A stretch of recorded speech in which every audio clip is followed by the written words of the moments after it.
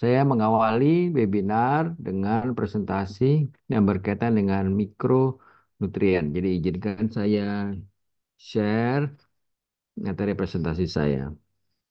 Ya, jadi ini adalah suatu topik yang sangat menarik, bagaimana mikronutrien itu sangat berperan penting terhadap fungsi reproduksi wanita dan pria. Tentu dalam mempersiapkan eh, keberhasilan atau suksesnya sebuah kehamilan. Jadi kita ketahui bahwa di dalam proses biologi kehamilan itu ternyata yang berperan adalah bukan saja vitamin dan mineral, tapi juga mikronutrien.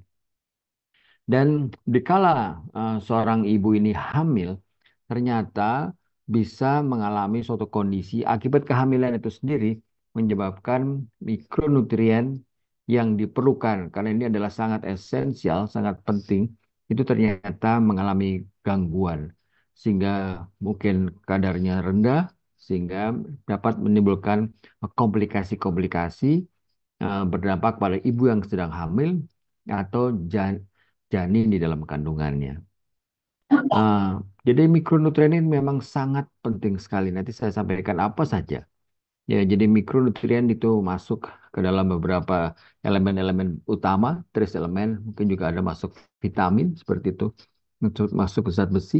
Nah, di situ ah, menjadi hal penting dan beberapa bukti-bukti ilmiah menyatakan bahwa kalau dicukupi kecukupannya, maka beberapa komplikasi-komplikasi yang timbul selama kehamilan baik pada ibu dan janin itu dapat dikurangi. Beberapa penelitian di beberapa negara melaporkan bahwa ibu-ibu hamil ini seringkali uh, kekurangan asupan yang berhubungan dengan sejumlah asam folat, kadar besi dan vitamin D. Dan ini adalah bukti-bukti atau laporan yang ada. Ternyata kalau eh, kekurangan zat-zat nutrisi tertentu seperti kekurangan zat besi, ternyata itu akan memicu timbulnya anemia pada kehamilan yang berkaitan dengan pertumbuhan janin yang terhambat seperti itu. Atau bisa saja keturunan pecah dini seperti itu. Atau ada defisiensi folat yang seringkali berkaitan dengan adanya cacat eh, tabung neural atau neural tube defect pada janin atau beberapa eh, nutrien-nutrien penting seperti vitamin C, vitamin E, magnesium, eh, eh, polyunsaturated asam fatty acid dan zinc itu ternyata berkaitan erat dengan preeklamsia berat. Dan dari eh, publikasi yang ada baik di Indonesia maupun di negara tetangga, nah ternyata diketahui bahwa eh, banyak wanita di Indonesia yang tidak hamil itu ternyata berat badannya sangat kurang. Dan juga banyak juga wanita-wanita Indonesia itu adalah mengalami anemia dan kekurangan kalori protein itu hampir kurang lebih anemianya kurang lebih 19% dan kurang kalori protein itu 13%.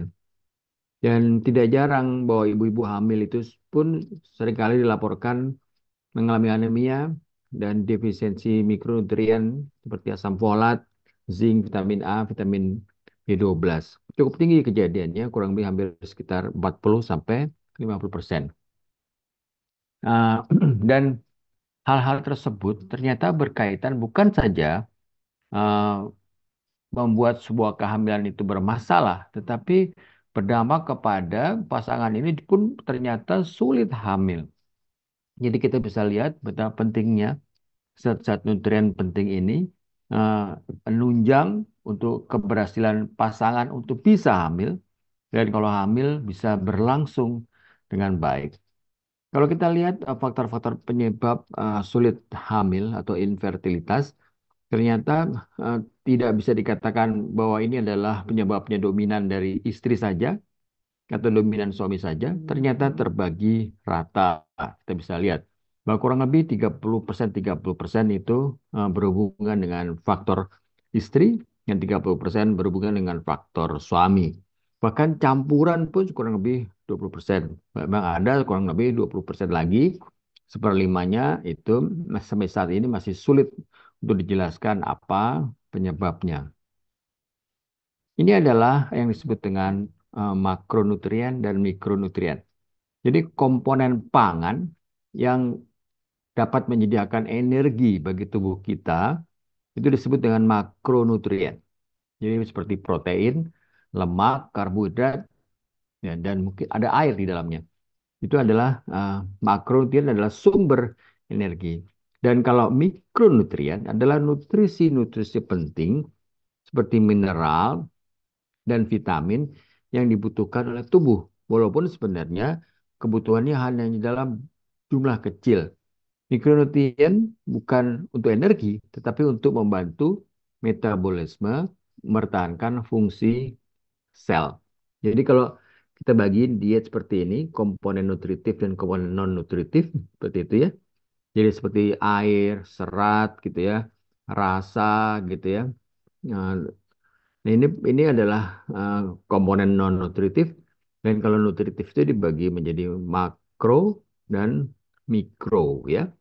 Jadi kita bisa lihat ini tadi seperti karbohidrat, lemak, protein, itu makro. Kalau mikro adalah vitamin dan mineral. Ya, kita bisa lihat mineralnya kalsium, potasium, sodium, magnesium, fosfor gitu ya. Dan juga iodin, iron, kromium, copper, klorin gitu ya, zinc gitu ya. Ini adalah mineral dan vitaminnya vitamin yang larut di dalam air, yaitu vitamin B kompleks dan vitamin C. Dan kalau yang larut di dalam lemak, yaitu kita kenal dengan ADEK. Jadi ini adalah gambaran selintas tentang apa itu makronutrien dan apa itu mikronutrien. Ya, eh, ini seringkali disampaikan bahwa problematika mengapa laki-laki itu bisa mengalami infertilitas. Nomor satu sebenarnya mengapa tadi ada gangguan mikro atau makro. Nah, itu sebenarnya karena lifestyle. Jadi kalau ada problematik dengan unhealthy diet, jadi adalah lifestyle-nya yang tidak tidak benar, maka ternyata hormon-hormon di dalam tubuh, timbunan lemak, dan kadar kolesterol, dan juga kadar testosteron tubuh itu menyumbang terjadinya gangguan infertilitas. Contohnya adalah pada pria. Pada pria-pria yang pola asupan makannya tidak sehat, cenderung lebih gemuk, maka kemudian akan terjadi akumulasi lemak, terutama di daerah visceral, sehingga terjadi ekspansi atau disebut dengan lemak yang mengalami akumulasi hipertrofik, gitu ya. Dan ini akan menyebabkan stres oksidatif meningkat akibat lingkungan yang penuh dengan oksigen. Jadi reaktif oksigen spesiesnya akan meningkat. Nah, semua akan meningkatkan kadar leptin, akan meningkatkan toksikan atau toksik-toksik yang diakibatkan oleh karena um, asam lemak, oleh kolesterol yang meningkat. Akibatnya tentu pada laki-laki kadar estrogen relatif lebih tinggi, tetapi kadar testosteron akan relatif lebih rendah. Dia akan mengganggu aksis, hipotalamus, hipofisis, dan dan testis gitu ya, gonad, sehingga spermatogenesis terjadi. Ini adalah lifestyle yang menyebabkan karena asupannya tidak baik, kemudian menjadi gangguan pada spermatogenesis. Kalau kita masuk lebih dalam lagi, ternyata untuk motilitas, untuk kemampuan sperma itu menjadi matur, untuk kapasitasi, dan sperma ini bisa melakukan fertilisasi, dia membutuhkan kalsium, magnesium, zinc, selenium, copper, mangan, dan trace elemen lainnya. Ya, ini penting sekali. Kita bisa lihat vitamin C, arginin, karnitin, atau disebutkan koenzim Q10 itu untuk motilitas, untuk vitalitas itu arginin untuk jumlah konsentrasi sperma itu vitamin E dan tiamin, gitu ya. Banyak N-acetylcysteine segala macam untuk fungsi-fungsi sperma. Dan kita bisa lihat bagaimana banyaknya peran zinc dan selenium untuk motilitas sperma dan morfologi sperma. Ya, jadi kita bisa lihat bahwa motilitas sperma, konsentrasi sperma, fungsi sperma itu dipengaruhi oleh mikronutrien, jadi vitamin dan mineral. Harus berhati-hati, ternyata stres oksidatif atau reaktif oksigen spesies itu di dalam sebuah keseimbangan redoks. Jadi oksidatif dan reduksi oksidatif. Mereka dalam keadaan keseimbangan. Jadi pada kadar tertentu eh, stres oksidatif ini memang diperlukan untuk hiperaktivasi sperma, kapasitasi supaya spermanya lebih gesit, berenang begitu ya, reaksi akrosom dan juga menyebabkan sperma dapat melekat dan kemudian memfertilisasi atau membuahi sel telur. Namun kalau ini berlebihan, misalkan disebabkan oleh karena ada kelainan, jadi ada varikokel, ada sperma yang masih imatur atau jumlah leukosit bertambah, atau karena merokok atau alkohol, obesitas seperti itu, ya, ternyata ini menyebabkan ROS-nya tidak lagi seimbang, jadi ROS-nya menjadi berlebih. Ini yang disebut dengan kondisi patologi. Karena peroksida lipid itu meningkat akan berdampak kepada kerusakan DNA dan juga kerusakan protein yang kemudian menyebabkan kematian dari sperma yang disebut dengan apoptosis ya. Kematian sperma akibat programnya dipercepat untuk mati. Ya, ini menyebabkan infertilitas pada pria. Ya, ini penting sekali, redox balance ini penting sekali karena memang diperlukan agar sperma itu dapat berfungsi normal. Tetapi kalau berlebihan begitu ya, nah ini dapat rosnya lebih besar, ini disebut oxidative stress. Nah, sehingga fungsi sperma atau kualitas sperma menurun. Untuk itu adalah diperlukan antioksidan yang lebih banyak. Kalau tadi balance, kalau kita bisa lihat perbandingannya, antioksidannya kalah karena tubuh itu pun juga bisa membentuk antioksidan. Nah, tadi beberapa uh, trace elemen dan mineral dan vitamin itu bisa berfungsi sebagai antioksidan. Jadi perlu diperbesar antioksidannya agar kembali lagi menjadi balance atau seimbang. Ini adalah satu bukti ternyata suplementasi mikronutrien dapat meningkatkan kualitas sperma ya, yang di hijau itu di terapi, yang hijau yang coklat itu kontrolnya ya, dapat L-karnitin, arginin, zinc, vitamin E, glutathione, selenium, koenzim Q10, asam folat gitu ya. Di dalam 3 bulan terapi ternyata volumenya meningkat 33%, konsentrasinya juga meningkat hampir 200% gitu ya, motilitasnya meningkat, dan juga untuk morfologi normal jumlahnya lebih banyak.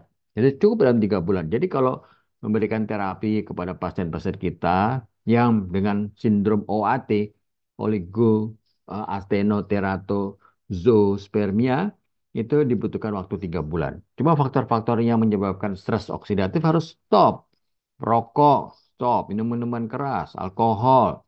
Kemudian hindari obesitas. Itu adalah sumber stres oksidatif. Agar tadi antioksidannya cukup baik dan balance redox dan oksidatifnya itu bisa menjadi seimbang. 3 bulan ya. 3 bulan itu kurang lebih 90 harian.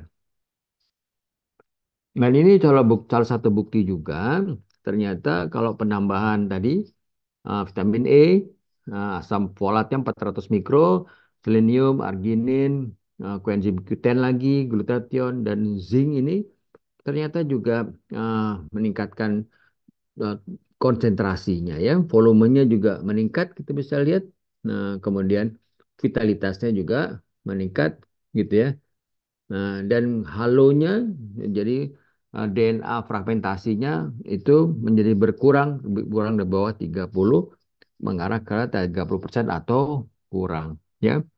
Ya, ini menjadi rujukan. Jadi DFI yang bagus setelah pengobatan itu adalah uh, Jadi DFI-nya turun, konsentrasinya meningkat, motilitasnya meningkat, vitalitasnya meningkat, gitu ya, morfologinya membaik, gitu ya, dan abnormal kepalanya yang tidak normal atau leher dan ekor dia pun jadi menurun. Jadi ini adalah bagaimana bukti bahwa pemberian um, suplemen sebagai antioksidan. Jadi ini perannya balance tadi stres oksidatif uh, dengan antioksidannya. Ya, ini juga beberapa informasi.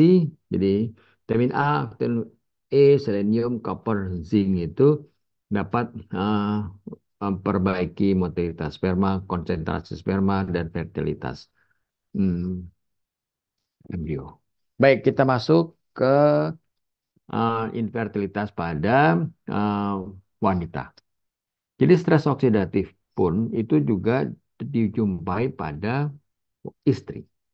Ya, jadi terganggu oositnya akan mengalami fragmentasi. DNA juga maturasinya menjadi tidak semua oosit bisa matur, bisa terjadi gangguan jumlah kromosom, gangguan mitokondria, begitu ya. Jadi meningkatan apoptosis dan terjadi penurunan fertilization rate, gitu. Dan juga bisa mengalami penurunan cadangan ovarium. Hati-hati dan juga berisiko mengalami ovarium polycystic.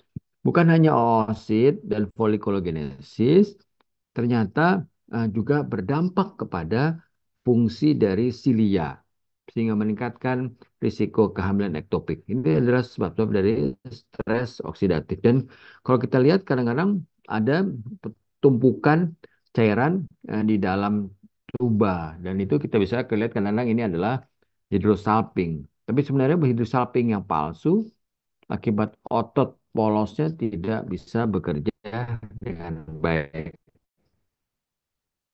Dan ada stres oksidatif juga mengganggu implantasi embrio, meningkatkan risiko endometriosis, preeklamsia, dan gagalnya plasentasi, dan menyebabkan keguguran atau pertumbuhan janin yang terhambat. Ya, jadi penting sekali keseimbangan antara makro nih makro, ya, mikro, gitu ya. Ini beberapa bahan dasar asam amino, amin, yang disebut dengan metabolomik, itu untuk memperbaiki sebuah kehamilan. Jadi lifestyle ini sangat mengganggu nih. Jadi seperti alkohol, gitu ya, merokok, gitu ya, obat-obatan tertentu, ya. Nah, ini juga akan mengganggu. Jadi penting eh, agar tetap menjaga asupan yang baik, baik makro dan mikro nutrien. Dan diganggu dengan lifestyle yang tidak baik dan juga hindari beberapa makan makanan yang eh, tidak sehat seperti ada lemak trans atau gula yang diolah, karbo yang diolah gitu, kafein yang berlebihan. Nah, untuk protein dari animal pun kita harus batasi alkohol dan merokok. Ini semua akan memicu timbulnya stres oksidatif. Tadi menyebabkan kerusakan DNA, kerusakan protein, gitu, peningkatan lipid, peroksida lipid, gitu, ya, kerusakan pada membran sel. Jadi ini adalah keseimbangan antara food yang tadi kemungkinan yang harus kita singkirkan dengan food yang baik, begitu ya. Ini salah satu contoh pentingnya balance untuk mengatur, mengelola stres oksidatif yang seimbang. Pada wanita sangat penting asam folat. Kalau bisa dalam bentuknya metil folat memang. Kalau metil folat ini akan sangat baik sebagai donor metil karena ini untuk penting untuk sintesis DNA. Jadi dia tidak melalui beberapa banyak lebih jalur, jadi langsung metil folat dia akan langsung menjadi donor metil untuk folat. Inositol berkaitan dengan banyak hal, ya, bukan hanya untuk memperbaiki insulin. Jadi ada dua, jadi myoinositol, desiroinositol. Terjadi keseimbangan. Jadi ini penting sekali untuk maturasi oosit. Karena reseptor FSH sensitivitasnya akan ditingkatkan. Dia lihat di sini, dia akan membalance pada PCOS. Jadi kalau reseptor membaik, maka respon PSA akan lebih meningkat. Jadi folikel akan mudah berkembang. Ostitnya menjadi mudah matur dan juga uh, jadi sebagai folikel itu ada kerangkanya, cytoskeleton juga bagus, i- insulinnya bagus dan juga beberapa protein yang berkaitan dengan inositol fosfat glikan ini juga membaik. Jadi ini adalah bagaimana peran inositol yang seringkali sangat bermanfaat pada PCOS dengan resistensi insulin. Bisa mengendalikan testosteron, androgen, insulin, dan sekaligus prolaktin. Ini penelitian kami, kita bisa lihat banyak eh, vitamin A, B kompleks, C, kalsium, zinc, iron, niacin, asam folat ternyata berkaitan dengan kondisi hiperandrogenik pada PCOS. Jadi kalau itu kurang, ternyata proteinnya meningkat, perlu ditambahkan. Pada penelitian kami juga menemukan bahwa banyak pasien-pasien PCOS itu defisiensi vitamin D, 25OH, dan asupan seratnya pun di bawah 10 gram per hari. Jadi ini hal-hal penting kalau kita ingin menolong perempuan dengan gangguan ovulasi. Jadi perhatikan semua. Berikan tidak hanya satu asam folat saja, tetapi lengkap. Ya, jadi lengkaplah multivitamin lengkap. Jadi mikronutrien lengkap dan makronutriennya dijaga. Dan juga asam lemak, jadi juga berkaitan dengan eh, ke apa namanya dengan ovarium polikistik, jadi PCO itu juga perlu baik yang obes maupun lean itu asupan polyunsaturated fatty acid. Jadi penting ini publikasi dan ini juga bagaimana pentingnya uh, uh, pemberian omega 3. Jadi asam lemak omega 3 ini untuk memperbaiki HOMA IR. Jadi HOMA IR-nya bisa turun, eh, kolesterol totalnya turun, dan juga trigliseridanya turun, tapi adiponektinnya meningkat. Jadi ini adalah semua profil lipid. Jadi kalau ingin memperbaiki lipid, gunakan lipid yang tepat. Ya, jadi polyunsaturated dalam hal ini adalah asam lemak omega 3. Nah, sebagai rangkuman sedikit bahwa ternyata ini semua jadi beberapa vitamin ya, vitamin B kompleks, vitamin C, vitamin D, vitamin E, selenium, gitu ya. Dan juga itu mineral-mineral penting seperti zinc, copper, magnesium, cysteine dan glutathione. Ini juga penting tadi untuk memperbaiki maturasi oosit, untuk memperbaiki folliculogenesis, untuk mencegah apoptosis, untuk meningkatkan peluang ovulasi. Uh, Tidak boleh hanya mikro saja, jadi bukan mikro saja, ternyata makro. Karena kita harus menjaga modifikasi epigenetik. Seperti saya sampaikan tadi, upayakan adalah diet Mediterranean.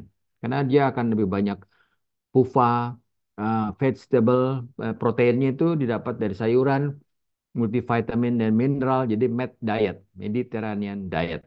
Jadi kalau kita menggunakan Western like diet gitu ya, jadi seperti ini, animal based protein, karbohidratnya yang kompleks, tinggi gula, tinggi asam lemak trans gitu ya, yang jenuh, maka akan memicu peningkatan gut microbiota, meningkatkan epigenetik sehingga kehamilan itu menjadi sulit. Apalagi walaupun pakai bayi tabung, maka kalau ke arah Western like diet tentu akan sukses rate-nya akan menurun dibandingkan kalau menggunakan Mediterranean diet. Ya, tidak bisa, bisa hanya makro. Baik, eh, jadi sebagai kesimpulan dari presentasi saya eh, harus seimbang antara makro dan mikro. Jadi untuk memperbaiki kualitas sperma, untuk memperbaiki kualitas oosit, pertumbuhan folikel, perkembangan embrio, dan juga implantasi. Ya, nah, jadi zat-zat penting yang diperlukan seperti arginin. glutathione, zinc, selenium, vitamin A, B kompleks, D, E, karnitin, koenzim Q10, likopen, zat besi, asam folat, itu penting sekali untuk kualitas sperma.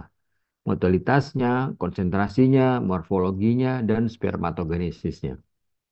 Dan kalau pada oosit, mirip-mirip. Jadi arginin, zinc, asam folat, selenium, kromium, vitamin E, mangan, inositol, vitamin A, B, C, itu penting untuk memperbaiki respon ovarium, reseptivitas endometrium, embryo implantation, dan bisa mempertahankan agar kehamilan ini berlangsung terus dengan baik tanpa adanya stres oksidatif berlebih. Selesai demikian dari saya. Terima kasih perhatiannya. Lebih kurang mohon maaf. Saya cukupkan. Assalamualaikum warahmatullahi wabarakatuh. Waalaikumsalam warahmatullahi wabarakatuh. Terima kasih.